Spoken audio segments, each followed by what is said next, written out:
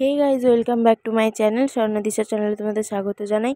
আর আশা করছি আজকের যে ভিডিওটা তোমাদের কাছে আপলোড করছি তোমরা অনেকটাই দেখে উপকৃত হবে।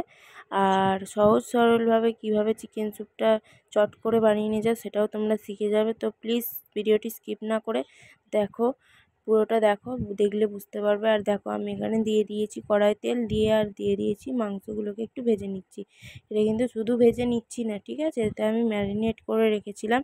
আর ম্যারিনেট করার সময় দিয়ে দিয়েছি আমি হলুদ, জিরে গুঁড়ো, আর দিয়েছি লেবুর রস, নুন, ঠিক আছে, যা যা লাগে আর কি। আর দিয়েছিলাম হালকা একটু পরিমাণ গোলমরিচ গুঁড়ো। আর চলো, ওদিকে আমার মাংস ভাজা হয়ে গেছে, ঠিক আছে।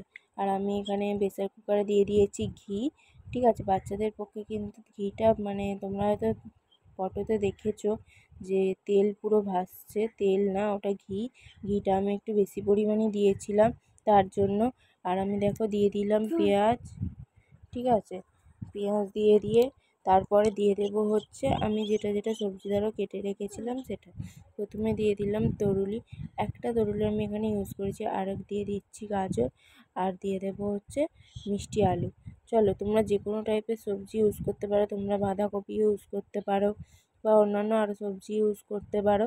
আমি এখানে এগুলো ইউজ করেছি। আর এগুলোকে একটু ভালো করে নেড়ে চেড়ে নিতে হবে যাতে একটু মানে ভাজা ভাজা হয়ে যায়। আর তারপরে দিয়ে দেবো হচ্ছে জল।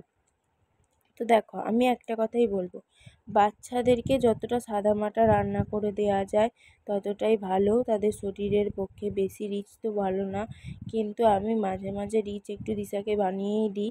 আর তার মধ্যে এই যে সাদামাটা জিনিসগুলো এগুলোও বানিয়ে দিই, কিন্তু খেতে অনেকটা টেস্টি হয়, বিশ্বাস করো। তোমরা না বিশ্বাস করলে একবার এইভাবে জাস্ট বানিয়ে দেখো, ঠিক আছে।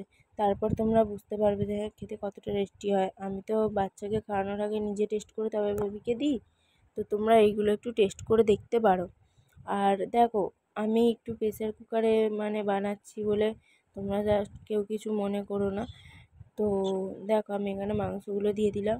হ্যাঁ, যেটা বললাম যে প্রেসার কুকারে, কারণ প্রেসার কুকারে দিলে কি বলো তো, চট করে প্রেসার কুকারটা গরমও হয়ে যায়। আর আমি সেখানে আমার বাসনও কম নোংরা হয়, তাই জন্য। তো আজকে মতন টাটা। তো প্লিজ চ্যানেলটিকে সাবস্ক্রাইব করে দাও, লাইক কমেন্ট শেয়ার করে দাও। Tata, bye bye.